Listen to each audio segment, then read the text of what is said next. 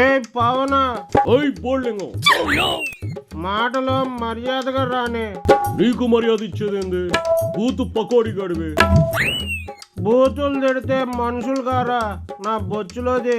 ఈ బొచ్చులో మాటలే మిమ్మల్ని అధఃపాతాళానికి తొక్కేసింది. ఇప్పుడు ఏమైంది? పడ్డాం, మళ్ళీ లేస్తాం. ఒకటి కళ్ళు కనడం మానవాయి గుట్క. పడటం లేవడం మాకు రాజకీయాల్లో అలవాటే. గుడివాడ గుట్క గుర్తు పెట్టుకో. ఈ పవన్ రాజకీయాల్లోకి రాకముందు వరకు ఒక లెక్క, వచ్చాక ఒక లెక్క. నువ్వు వస్తే ఏముంది అక్కడ కిళ్ళీలో ఒక్క?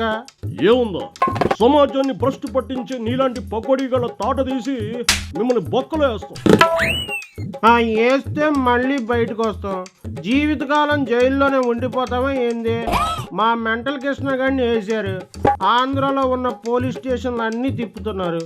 కొన్ని రోజులు బొక్కలో ఉంచి తర్వాత వదిలేస్తారు. అంతకన్నా ఏం పీకుతారు?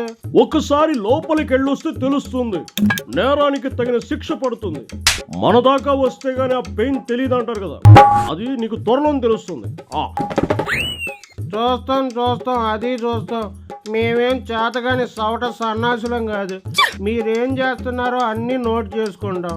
మాకు టైం వస్తుంది, అప్పుడు చెప్తాం. మీకు లోపలికి వెళ్ళే టైం వస్తుంది కానీ బయటకు వచ్చే టైం ఉండదమ్మా. ఎందుకు ఉండదు? రాష్ట్ర వ్యాప్తంగా మీరు చేసిన తప్పుడు పనులు ఆ రేంజ్లో ఉన్నాయి కాబట్టి. ఏదైనా ఉంటే దమ్మున్నోడిని నాలంటోడి మీద చూపించాలి ప్రతాపం. చాలా తొందరపడుతున్నా. మీ సవాల్ రెడ్డి బాగానే నీకు ట్రైనింగ్ ఇస్తున్నట్టున్నాడు. మా ఓడు ఎవడికి భయపడే రకం కాదు. ఎవరిని లెక్క చేయడు, ఎవరి మాట వినడు.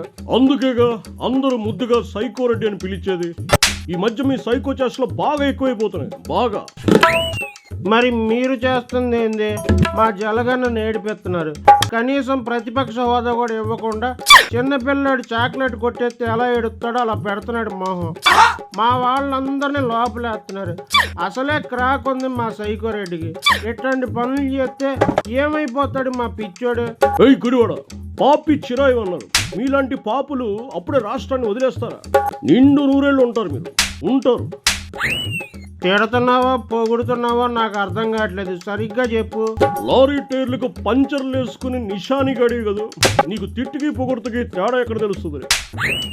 తిట్టు మేం కూడా బుక్ లో రాసుకుంటాం. ఏంటి నువ్వు రాసుకుంటావు? ఏంటి గుట్టుగా ఏం మాట్లాడుతున్నావు? నోట్లో ఒక్కలే వేస్తావు అనుకున్నావు, బుక్ లో కూడా రాస్తావు నువ్వు? నా ఓకలోది నేనెందుకు రాస్తాను? నాకు అంత టాలెంట్ ఎక్కడ ఏడిసింది? మా బందర్ నాని గడితో రాయిస్తా. అదో సంగతి. ఈ మధ్య పేలాల నాని కూడా పేలుతున్నాడు. తెలుస్తా మీ ఇద్దరు నాని లెక్కలు తెలుస్తా. ఈ పకోడీ మాటలు ఎందుకు? దమ్ముంటే తేల్చు. నువ్వు సన్న బియ్యం సన్నాసివి, దొడ్డి బియ్యం సన్నాసి ఆ బందరుడు. మీ ఇద్దరిని ఇలాగ ఇక్కడ వదిలేస్తే అక్కడ బొక్కల వంశీ అలాగే అనాథైపోతాడు. నువ్వు మా అందరిని ఎంత లోపలేసినా మా వెంట్రుకు కూడా ఓడదు. మీరు ఇలాగే రెచ్చిపోండి.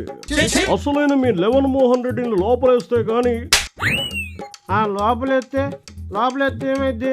లోపలేస్తే కానీ మీ అందరి నోళ్ళు మూతపడవు. అంతేగా. డోంట్ వరీ గుట్కా, మై హూనా. ఆ పని నేను చూస్తాను. ఓకేనా? రెడీగా ఉండండి. బొక్కలు వెళ్ళడానికి మీరు రెడీగా ఉండండి.